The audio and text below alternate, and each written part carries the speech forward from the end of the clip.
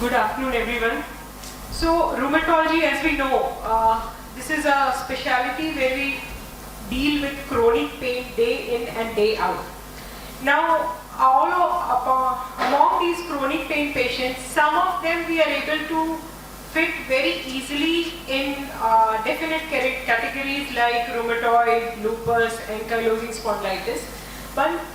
But then there are a lot of patients who don't fit in a particular category, and where we keep scratching what exactly is happening. So in this session we'll be touching on those aspects of chronic pain. And to carry on the session, I would like to invite Dr. Lata Bishle from Mumbai to chair the session, and Dr. Sachin R. Jivanagi to chair the session. And the talks in this session will be one by Dr. Sanat Pathak on everyday practice of repetitive strain and soft tissue rheumatism. Then we'll have a talk by Dr. S. Karthik from Delhi on the missed opportunities, management of pain and quality of life in hypermobile joint syndrome. And then there will be a practice dilemma discussion about fibromyalgia mimics, whether it's a mental illness or pseudofibromyalgia, by Dr. Madhuri from Hyderabad, and the final practice tips by Lata Bishle ma'am. Thank you, Dr. Pooja. I think we are going to start the session. I would like to request the speakers to stick to their time. I invite Dr. Sanat Pathak. He has done his PG from KM Hospital. He remained my student there, and is one of the best budding rheumatologists from the city of Pune.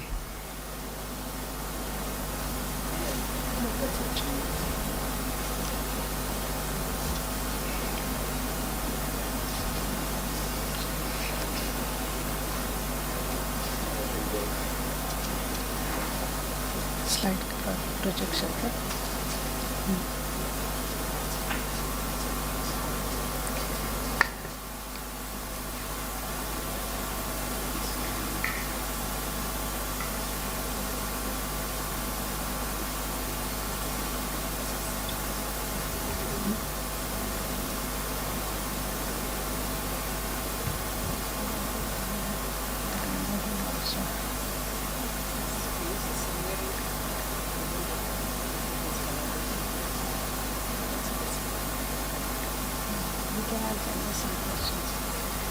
You do good for Tuesday.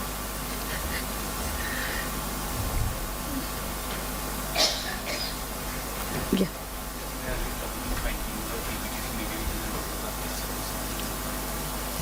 Yeah.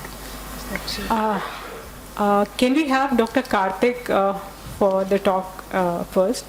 There's some problem with the PPT localizing. So on behalf of me, my chairman and Pooja, I invite Dr. Karthik, and his topic is missed opportunities, management of pain and quality of life in hypermobile joint syndromes.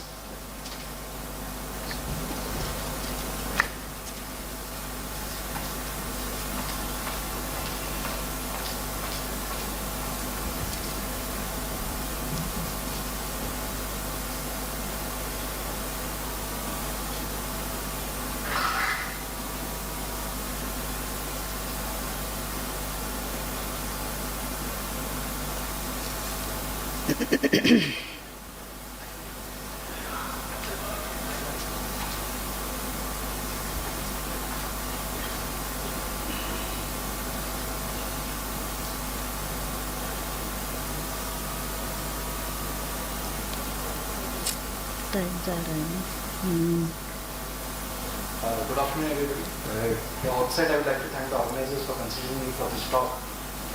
And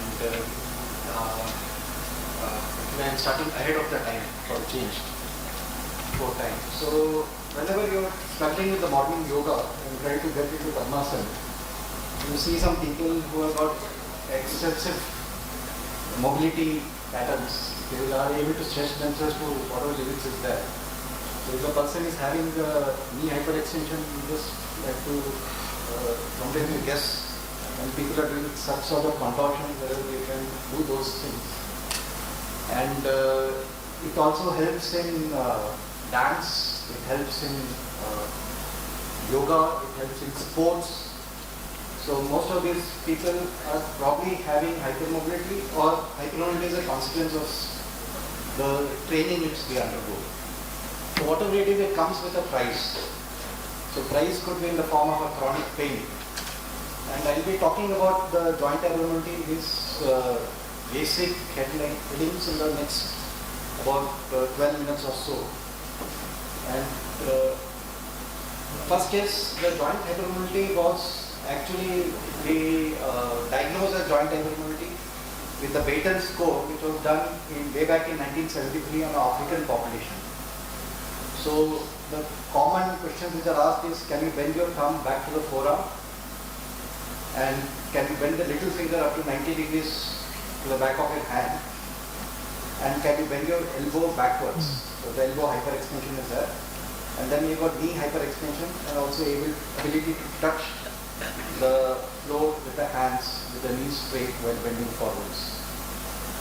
This is not all in hypermobility. You need additional things to diagnose it as a joint hypermobility syndrome. I will come to that later. So what exactly is the prevalence of hypermobility? So hypermobility is quite common in children, and it's more common in younger children, and as the age increases, the incidence of hypermobility actually decreases. We got few studies from India, and one of them, which was published in 2008, had included 829 children with the incidence of hypermobility was 58.7%, and most commonly affected joints were in the fingers, and 26% were symptomatic, and about compared to, because the incidence of symptoms arthritis was more in children with hypermobility compared to the non-hypermobile population.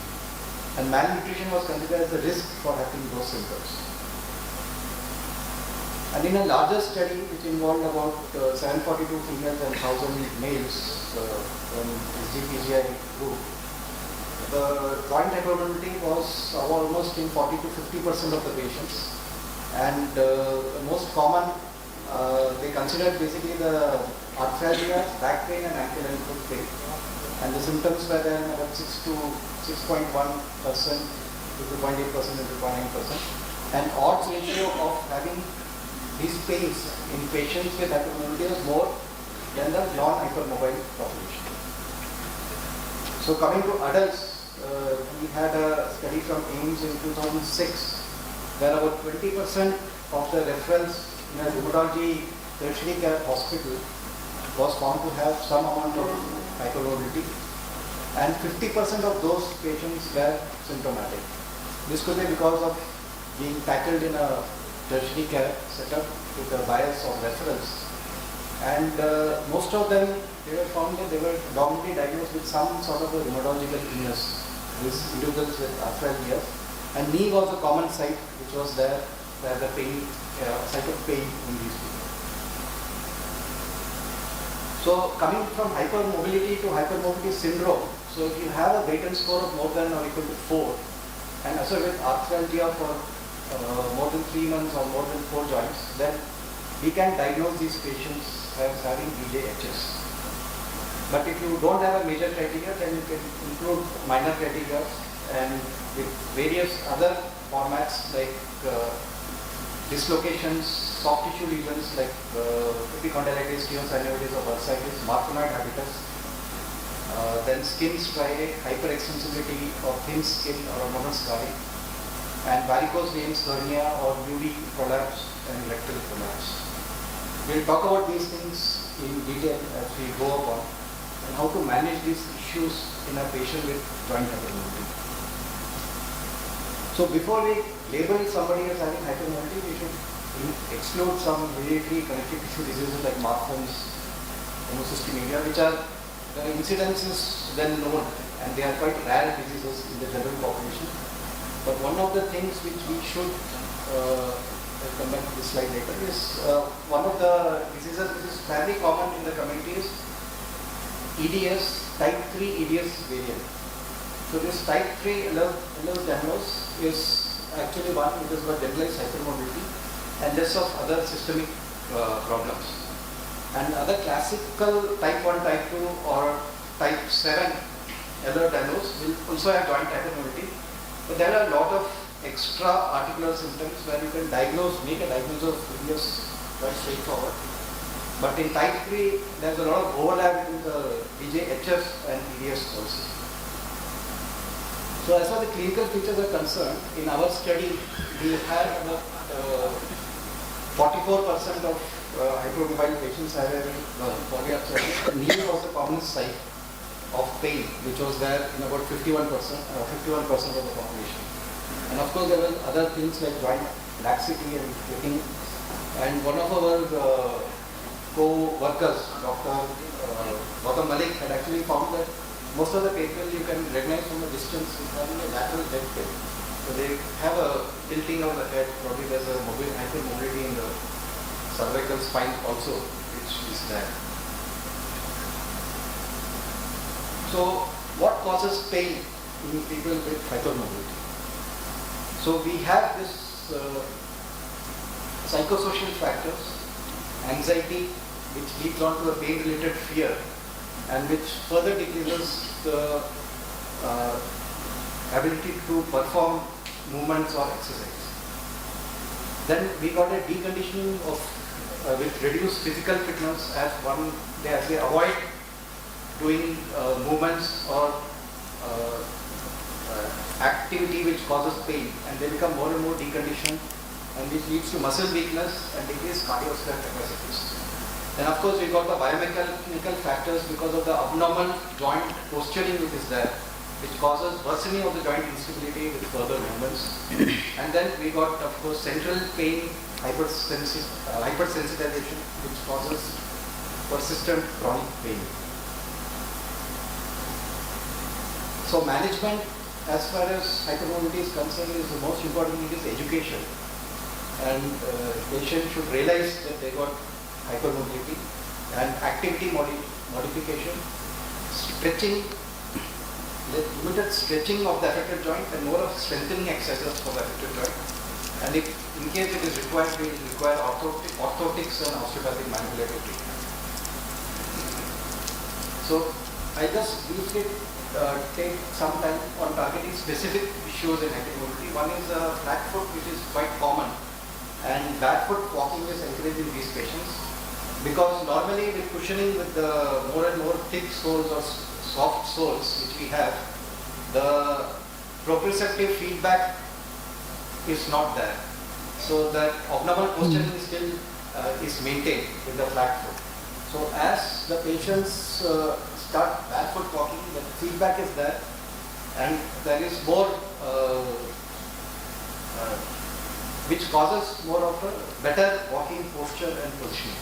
Of course, you can have foot orthosis like artificial arch, which can be implanted in the soles.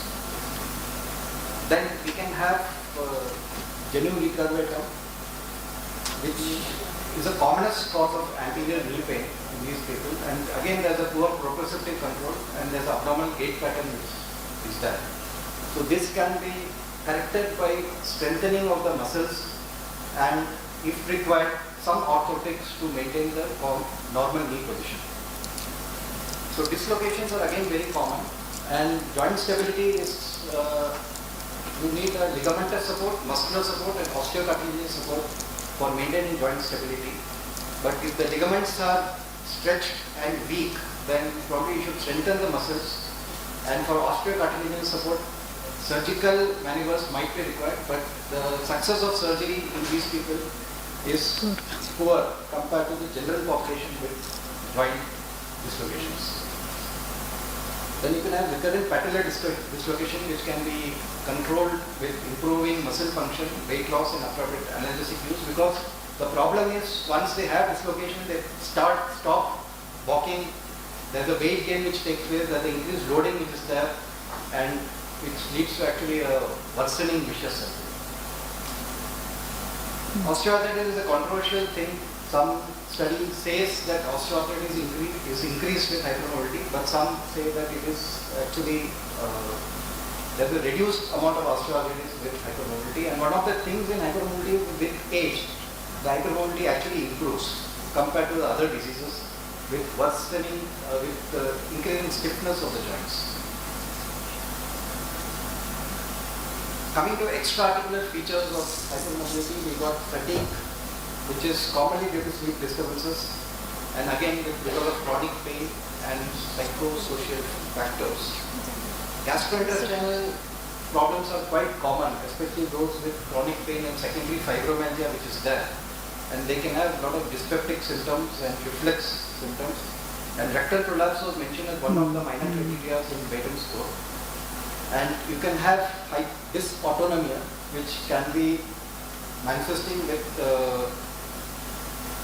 exercise intolerance, again fatigue, lightheadedness and headache. And the incidence of postural orthostatic tachycardia syndrome has been found to be higher in patients with hypermobility.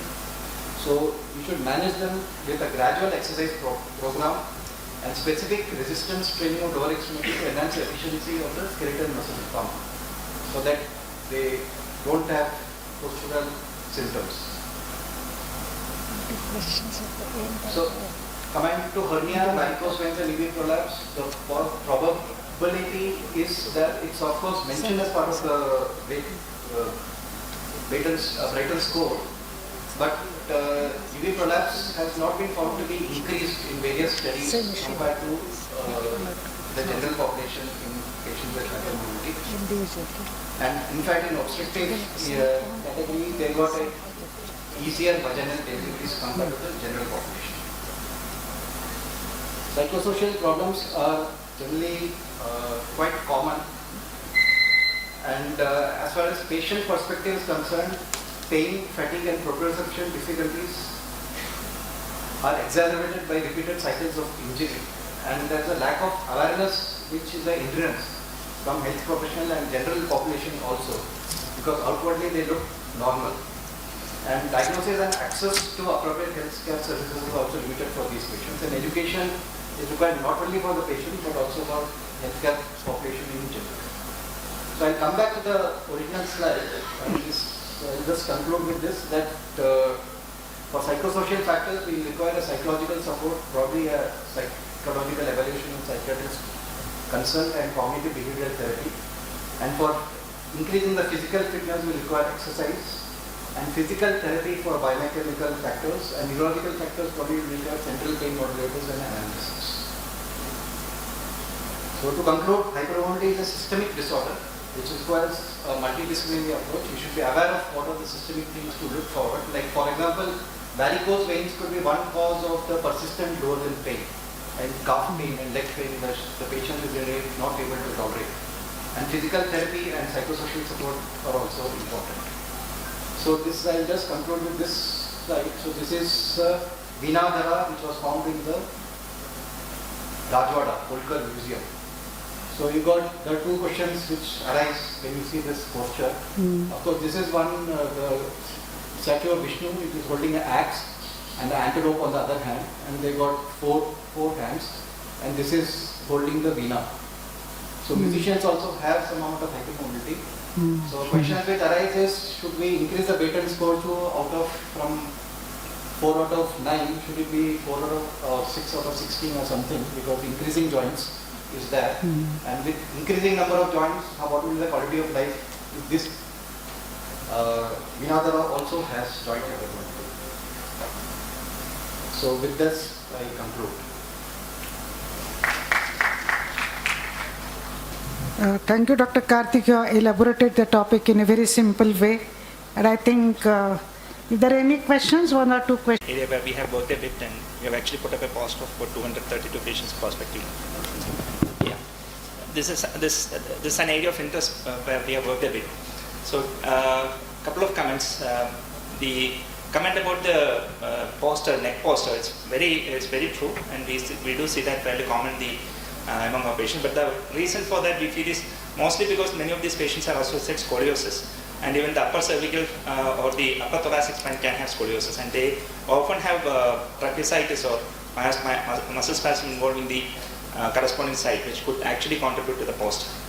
Regarding the knee pain, it's also a fairly common, osteoarthritis is common. And one of our observations has been that if you look at the radiological severity of osteoarthritis and the symptom severity, people with hypermobility often have a higher severity of symptoms because of the lax joints. Yes, about the negative Bateman score, that's been our observation also. As age increases, the Bateman score goes on reducing. But there is one caveat that we have noticed: the symptoms doesn't reduce. Although the Bateman score reduces, the symptom does persist, and often these patients are more symptomatic because of degenerative joint disease, which is more prevalent in hypermobility patients. Thank you. I think your point is well taken. One more question. I wanted to know, do you do genetic testing if you find EDS symptoms to see if there's any dangerous variant like type 4? And do we have any statistics on Indian population? I'm not aware of that, but with the type 4 EDS, is there any study or any data on it? Actually, routinely we don't do anything genetics testing for BGHS, and probably these EDS are already filtered in the pediatric population by the time they come to us. So far we have not actively worked on genetic studies for this. And the incidence of EDS is actually the variant which is called hypermobile variant. The incidence is also not clarified. There's a lot of overlap between the EDS and also joint hypermobility.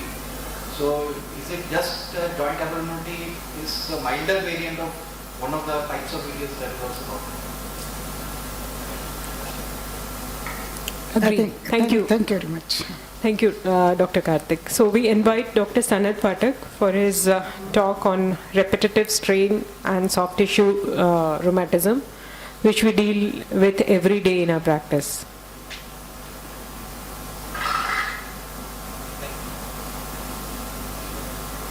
Thank you for the introduction, and for those who thought that they were going to miss this talk, sorry, bad luck.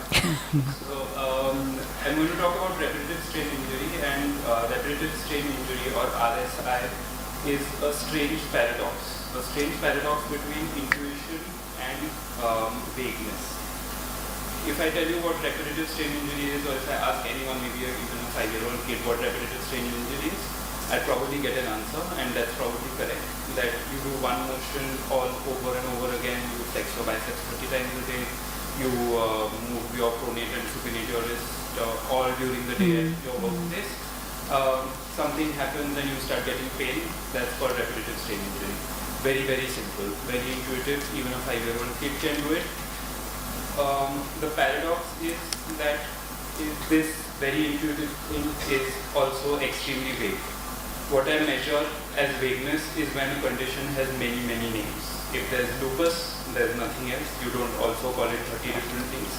But if you call something also non-specific work-related upper limb disorder or occupational overuse or cumulative trauma, etc., if there are many, many different names, basically it means that we don't know much about it. So, intuitive but yet understudied is what repetitive strain injury is. Definitely what was earlier thought of, or what we may think of even now, is when people are dealing with heavy machinery, lathes and other things. But of course now with our kind of practice in cities, you get to see work-related or occupational overuse syndrome even with typing and other things that everybody, all of us do as well. So we would like to call it a spectrum between defined and vague. At the baseline, at the very baseline, it's a problem which comes with repetitive movements and may be compounded due to awkward postures, may be compounded due to external forces. There are some well-defined conditions: adhesive capsulitis, shoulder osteoarthritis, degeneration, hand vibration syndromes, which come under this umbrella. There are some utterly vague conditions, non-specific forearm pain. I also might have non-specific forearm pain. I don't know what that is. So all of this comes under the umbrella of repetitive strain injury. There is no one ICD code, there is no one definition of it. and that becomes a problem while studying this condition as well. So, why should I be bothered about repetitive strain syndrome? Because firstly, it is expensive. It is expensive not only to the employee who does the same action over and over again in terms of their health and their pain and their symptoms, but it is why it has come into the forefront is because it is expensive to employers. It is considered that injuries take about $20 billion of healthcare resources in the US per year, out of which cumulative workplace disorders, not acute injuries, not something which is falling on your head or your leg, something that you keep doing and therefore get pain, also include about 15 to 20% of their budgets. And there are many ways of spending for these people: leave payoffs, productivity loss, wage loss, etc. So that is why it is very expensive. Secondly, because of a more personal experience. I'm sure everyone of us, all of us, have seen this one kind of patient who comes with this kind of chit that she complains of pain in the upper arm, in the forearm, after she started work at the factory, and unfortunately they've sent them to us for an expert opinion. She comes through a very long circuitous route to the factory doctor, to the superintendent of the government hospital, to an orthopedician, to a neurologist. All of us just say, this is not rheumatoid arthritis, and take our hands back. She's left with no one. She's still in pain, she still has to go to work every day. And that is why one should be bothered about trying to make some sort of sense of this condition. So I would ask 3 questions when I have this kind of referral or this kind of pain.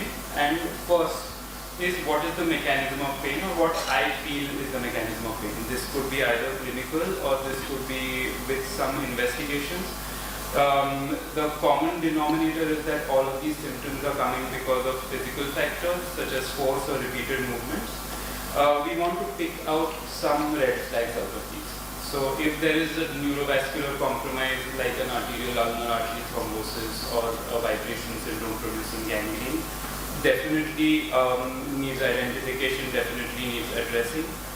If there is inflammation or long-term inflammation leading on to fibrosis, such as things like tenosynovitis or adhesive capsulitis, you can do some things for that.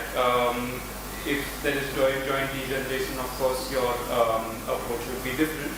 And finally, you're left with the vague part of the spectrum where we don't know why this is happening. They just complain of pain.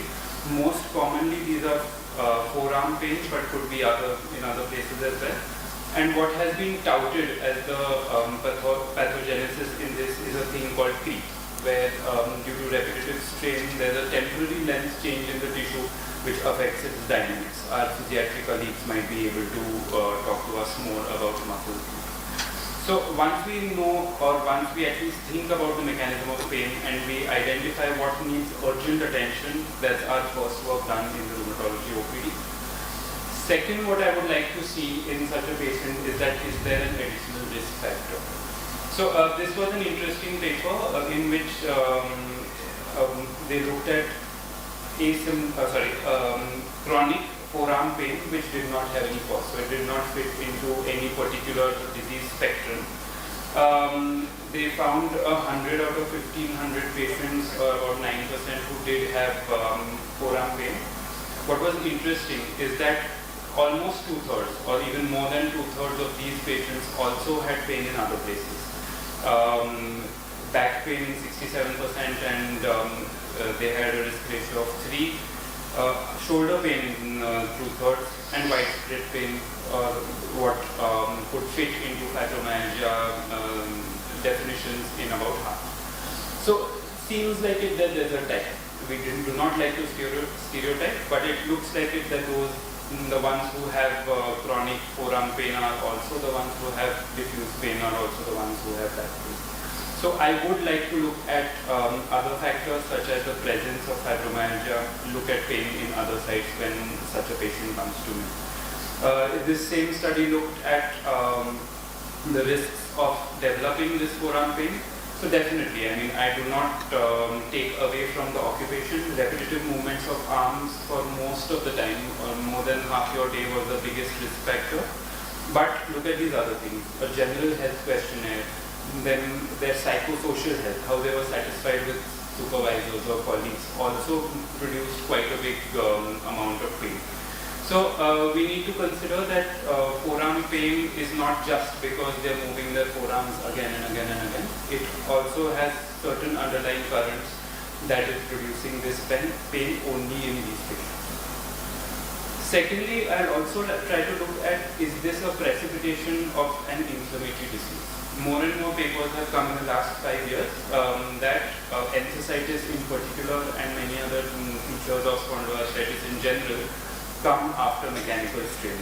It looks like mechanical strain is a precipitating factor in not only spondyloarthritis but many other different diseases which are associated with class 1 MHC.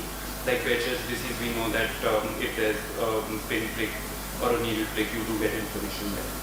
So if repetitive strain produces inflammation, then we are probably dealing with something else and not simple garden variety repetitive strain disorder.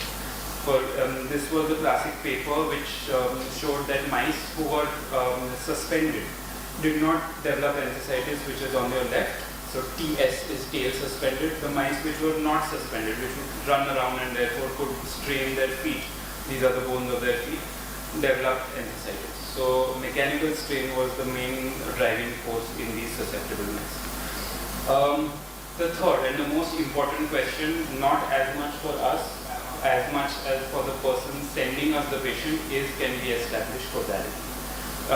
If I get a person saying, I work on the computer for more than 2 hours, 3 hours a day, and now I've got a trigger finger, can you say with a certain amount of confidence that your trigger finger is due to working on the computer? That is the question people want you to answer. It may not be the patient's question, it is definitely the company's question. So I thought I was quite well equipped to answer this question because we have an ongoing study and we are looking at all of these symptomatic hand manifestations in the population, diabetic or otherwise. And we found that either with palm work or keyboard work or handheld instrument work, there was not much difference in the presence of symptomatic hand manifestations, flexor tendon thickening, maybe some amount of difference in the flexibility of the hand, but not much symptoms. So on the basis of this, what we as doctors do is use the process of induction, which is saying that we have observations from this study. We have about 1,500 observations and say that 5% of keyboard workers in my study had flexor tenosynovitis. We analyze it and say that 7% of people who do not work on the keyboard or do other things also had flexor tenosynovitis, and therefore you come up with an answer to the judge or in the consumer court or to the company saying that this does not seem to be related. This flexor tenosynovitis does not seem possible from the kind of keyboard work that she's doing. However, this kind of causality is sort of restricted to science and medicine. A court of law usually does not take this line of causal thinking. When we use induction, we go from observation to theory. When a court of law asks you or a company asks you, is this causal, they want you to deduct. That is the opposite of deduction, when the idea is that this one repeated keyboard usage can produce tenosynovitis. Your observation is that this one patient has had tenosynovitis, and your conclusion should be on the basis of various practical things, is that has her computer work produced tenosynovitis. So this is the kind of causal question that you will be expected to answer, and moving away from the kind of answer that we are usually allowed to give. So we have certain indices that can help attributions in this kind of scenario. For example, and I've just taken one, there are many different indices, where you find the total, it's a videographic index where a person doing one repetitive work, maybe they're doing computers or whatever else, are videographed all throughout the day. They measure the number of technical actions performed and how many are recommended. It is multiplied by certain amounts of weights with things like what the posture is, if there is additional vibration, if there are contact forces, etc. So these are the kind of things that might help you answer. it might be just very practical things that if she's using only one hand for work and only that hand has plexotenosynovitis, then it's possibly possible. So that is a general answer to the third question. To manage, of course, like the earlier, it can't be one person, it has to be many persons. Not one single large study. There's one clinical trial of physiotherapy in chronic pain or chronic cumulative pain, which did not work. So what usually does work is ergonomic interventions using mechanical aids. If the same thing can be done with other things, with changes in posture and other things. What is important to remember is that if there is inflammation because of the strain, are we addressing that? If there is an underlying psychosocial stressor, if there is an underlying chronic pain syndrome, a chronic pain sensitization syndrome, are we addressing that? That would be more our role in managing these patients. So to take home, RSIs are a group of painful regional syndromes, mainly in the upper limbs. However, they do affect quality of life and workplace economics. One's approach would be first, like in chronic back pain, to see are there any red flags and think about putative mechanisms. Second, to see if there are any associated conditions that we may be able to help in treating. And third, are we able to deduct causality to the action that she's doing. The approach, like all of these other chronic pain syndromes, would be multi-pronged, although there can be research data. Thank you. Thank you, Dr. Sanat. You have explained such vague topic in a better, maybe one proper form, so that it can be studied better. If there are some questions, we'll take it.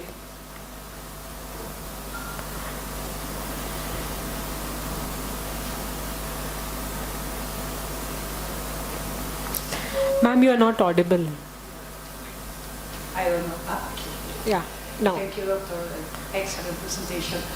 I was wondering, to establish the causality, do you think ultrasound can be helpful in that?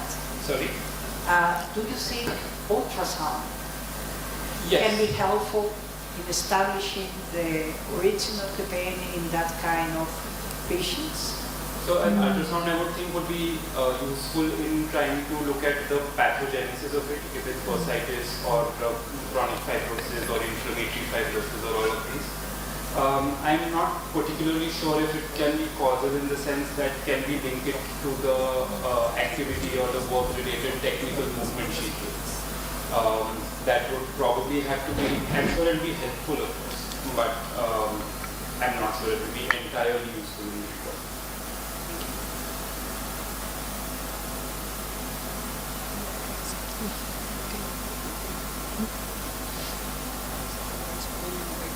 Yeah.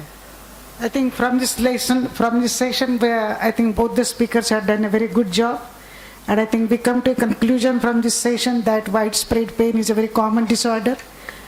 You have to look, or you have to get trained yourself how to look for a hypermobile joint, because most of these patients are referred to an orthopedician, to a physician, or even to a general practitioner. We must know that these are the patients who are going to use lot of painkillers, and even for that purpose, even corticosteroids, and they will have high demands from the health professionals. So, and I think most of the time the treatment is just physical exercises, counseling the patient, and making them understand that these are not emergencies, and they are not going to land up into medical emergency, but they are chronic pain disorders, and they have to accept it by non-pharmaceutical ways of management. I think with this, we come to the session when I hand over the mic to Pooja, who is doing both the jobs together. Yeah, so I think for this group of patients, getting them a name and somebody acknowledge that definitely they have a problem, that solves 50% of the issue. That yes, there is a problem and we can address it by some means or other. So with that, we come to another talk by Dr. Madhuri from Hyderabad, which we all face every day in our clinic. Practice dilemmas, whether it's about fibromyalgia mimics, whether it's fibromyalgia, mental illness, or there's something like pseudo-fibromyalgia also. Over to you, Dr. Madhuri. Thank you. So the topic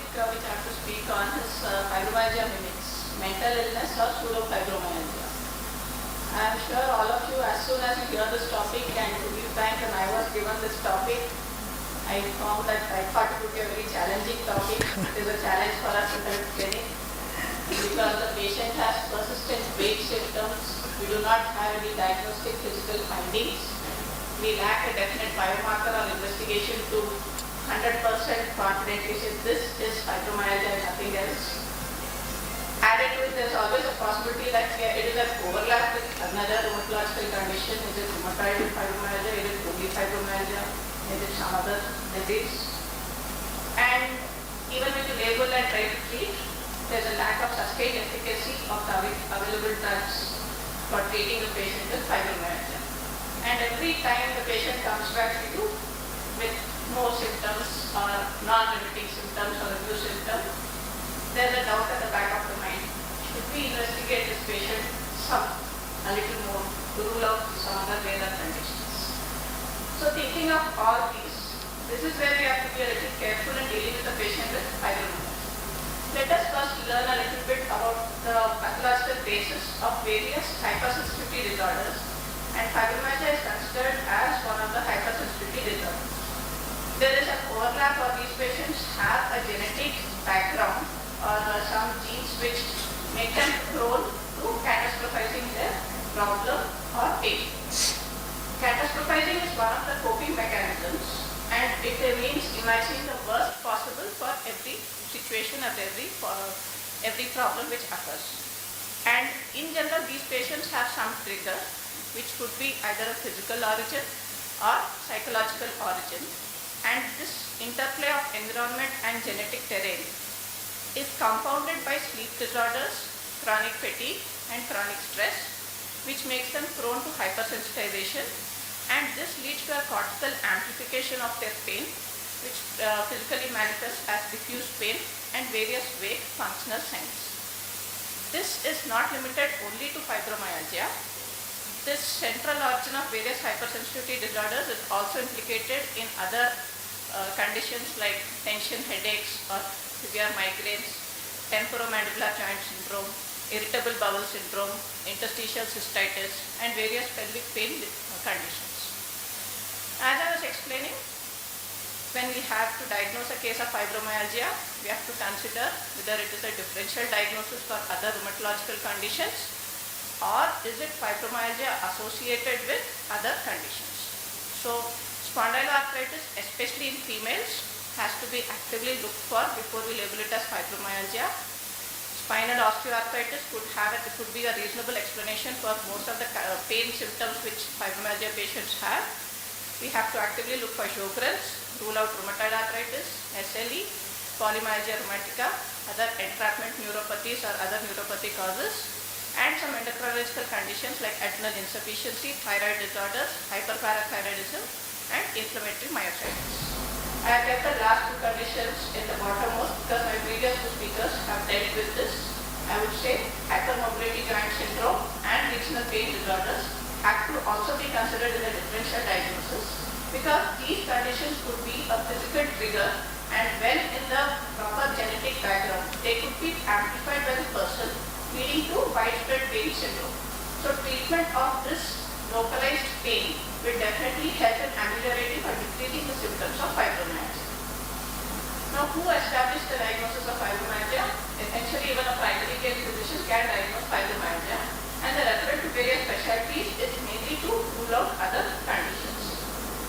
So, when a primary care physician sees a patient with fibromyalgia, given that there is a mental or emotional component to pain, it is important to consider who should deal with fibromyalgia, and should all cases with suspected fibromyalgia be referred to a psychiatrist. So when we consider the ACR diagnostic criteria, the 2016 revision, they considered the widespread pain index, which is scored between 0 to 90, and there is another component, as you are all aware, the symptomatic score, in which they considered fatigue, feeling unrefreshed, and cognitive symptoms, each of which is scored between 0 to 3, and the presence of absence of headache, abdominal pain, and or depression, each of this is given a score of 1. So you have depression as one of the criteria for diagnosing fibromyalgia. and the total fibromyalgia score or the polysymptomatic symptomatic distress score, this is also called, is a summation of the widespread pain index and the somatic symptoms score. Now, how do people or how do our mental health specialists establish the diagnosis of depression? They consider these parameters, which is summarized with a mnemonic called CG-CAPS, which includes the parameters of sleep disturbances, reduced interest with loss of pleasure, guilt, energy, mental and physical fatigue, decrease in concentration, decreased or increased appetite, and psychomotor retardation or agitation, and suicidal thoughts, plans, or behaviors in establishing this diagnosis of depression. So you have the Beck's depression inventory, which is a self-administered questionnaire for the patients. It has 21 questions covering the previous aspects which I mentioned. Each of these questions is scored between 0 to 3, and therefore the final score ranges between 0 to 63. And any patient or any person who reports a score of more than 17 in the self-administered questionnaire needs evaluation by a mental health specialist. And this Beck's depression inventory, which is very widely used by our psychiatric colleagues, various studies have reported scores consistently above 80.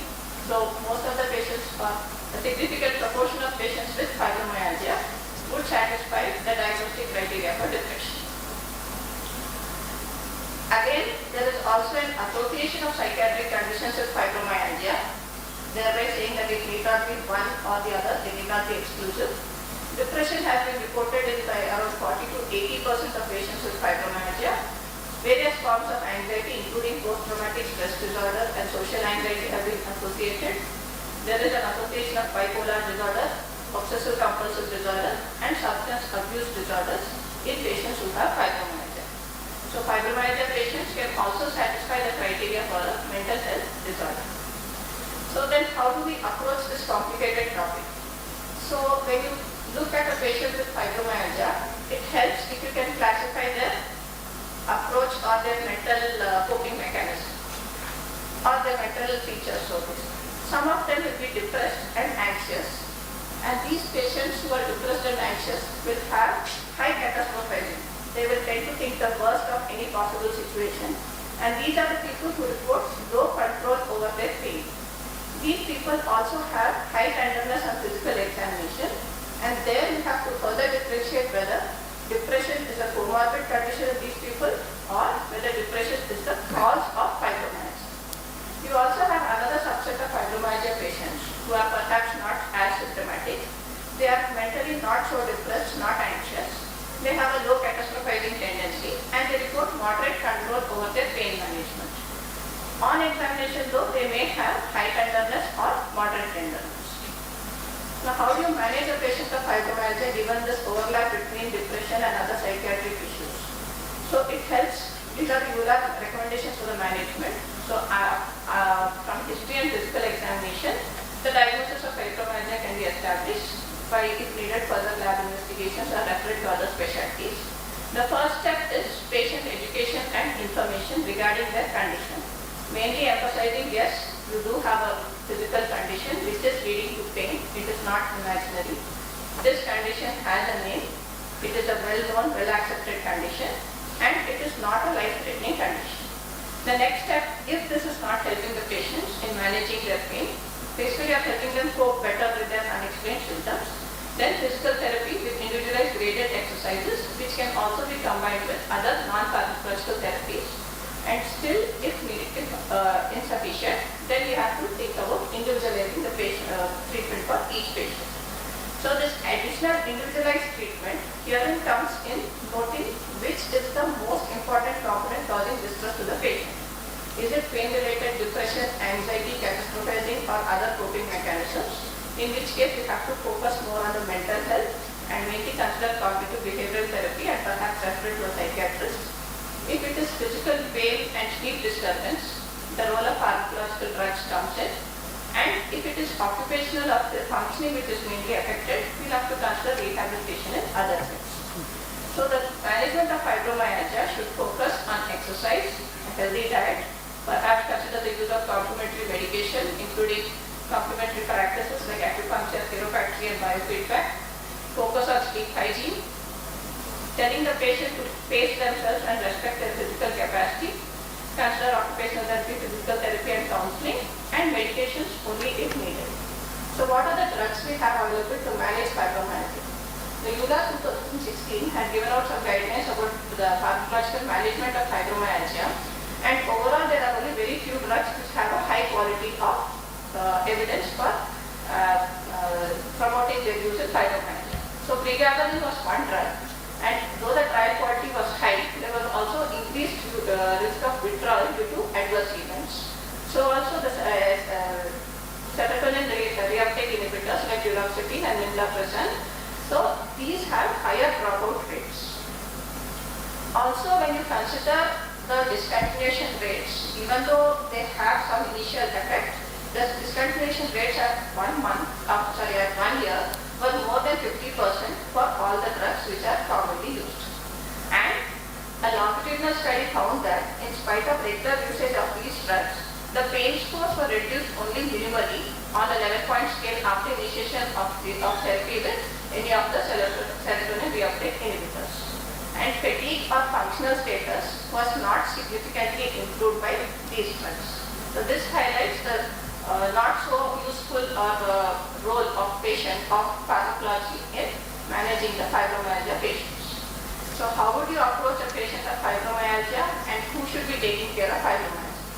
So by this what we come to is the role of the rheumatologist, who most commonly we do see the fibromyalgia patients because pain tends to be their dominant symptom, and for almost all of us are called in for a referral to evaluate pain, the most common symptom.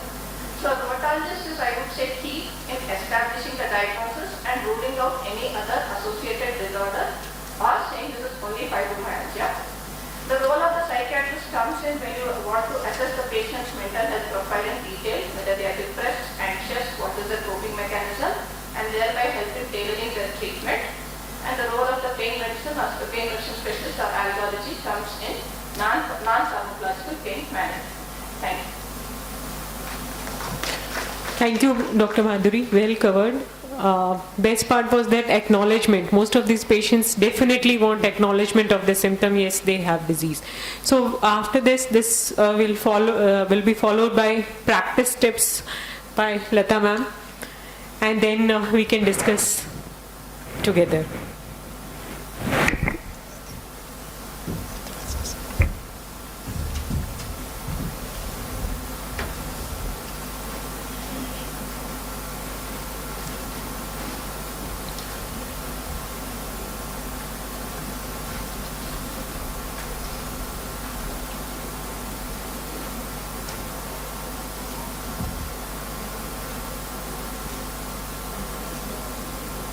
After Madhuri stopped, my job is very simple. I am supposed to be speaking on practice tips for fibromyalgia.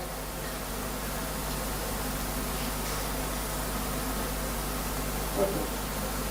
We have to look at the world, how this world has come into origin. Fibro means the fibrous tissue, the tendons, ligaments in our body, the fascia.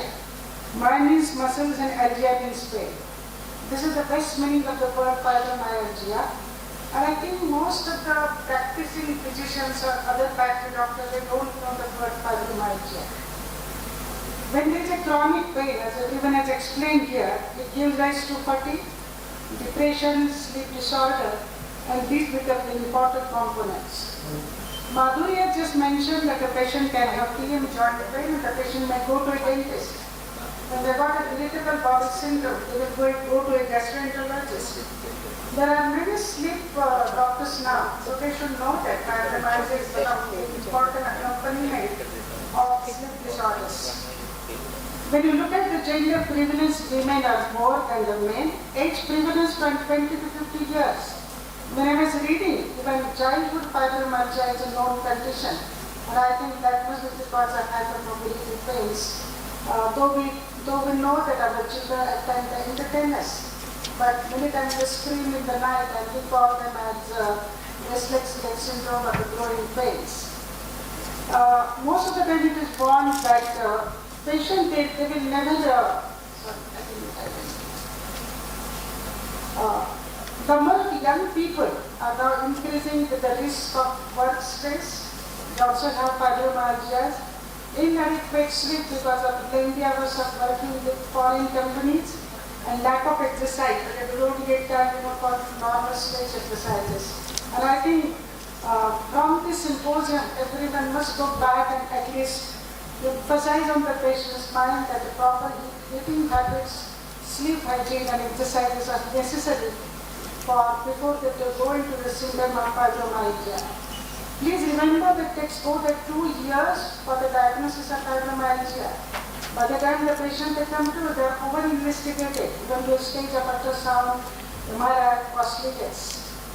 At the same time, we find that important diseases like psoriatic arthropathy, psoriatic enthesitis, dactylitis, rheumatoid, early rheumatoid, and spondyloarthropathy are always missed. The next disease that is missed by the general practitioners or clinicians, non-rheumatology clinicians, is the lupus, and we should not make such mistakes before we label the patients as fibromyalgia. Please remember, 75% of the patients, they remain undiagnosed. And to add to this workload, we are coming across now patients with COVID, with the long COVID manifestations, where depression as well as muscle pain is an important component. So while taking the history, we must also ask the patient, did you have COVID and which season or which, whether it was in phase 1 or it was in phase 2. So when we look at fibromyalgia, it is not only pain, but it is a cluster of many complaints without really identifiable reason. When we talk about arthritis, we ask for the joint pain, stiffness, swelling, local tenderness. Whereas we cannot ask these questions to a patient because the patient himself is not aware as to what is happening. Fibromyalgia is a sickness, and it is not a temporary sickness. Suppose a patient gets a migraine along with fibromyalgia, he will definitely go to a doctor who manages the headache, or many times they get self-treated also. Another important thing is that when we talk to the patient or prescribe the medicine, I always talk to the patient. We have to develop a positive attitude that I want to be well. I will follow all the consultation advices, whether pharmacological or non-pharmacological. If I have to come across, if I have to get out of this chronic persistent pain. Other important thing is lack of immediate relief. If the patient is very friendly to you, you will call you and say, doctor, you have given me so many medicines, but I have not found a single relief from this pain. So you have to emphasize that. And this also makes the cure, to accept the situation that there is no permanent cure for hypermobility or regional pains and when fibromyalgia for that purpose. Important thing is patient doesn't accept a shared belief. Through a series of discussions, dialogues, motivation, counseling, we rheumatologists have to perform a role of a good physical finding collection, coming to a diagnosis and then a counseling. I think every rheumatologist, at least any medical colleges in OPD, they should have a counselor or a trained nurse so that half of our work will be over. I think she has discussed the treatment. But I think antidepressants, dual retic inhibitors and SSRI, and these are found to be efficacious in few of the patient. But I think everything depends upon aptitude of the patient and how much has understood about the pathogenesis of fibromyalgia. Our duty or the duty of a general practitioner or other practice doctors importing what I should do and what I should not do. I think first I will take what we should not do and we should not do it's not an inflammatory disease, but there is no word like fibromyalgitis. It is just a disease with pain without being identified. So there is no role of glucocorticoids, no role of NSAIDs or DMARDs.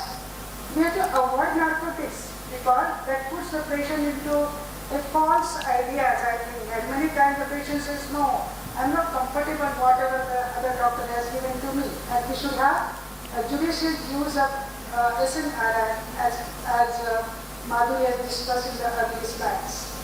Important stress is the pain management. I think we have to tell the patient that you are getting the pain, no doubt, I appreciate your pain, but I don't have measures, solid measures, or there is no radiological investigation. There is no confirmatory laboratory test that confirm that they have got fibromyalgia. Important is advice on sleep, physical exercise, biofeedback, and I think all these things have been discussed with the previous speakers. Important things is counseling. Do not be dismissive to patient's symptoms or concerns. When I see a patient of fibromyalgia and she comes earlier than the expected visit date, I had to control myself. No, I have to give time to this patient. So I will listen patiently, and that becomes a part of your therapy. Fibromyalgia is really not a psychiatric in its origin.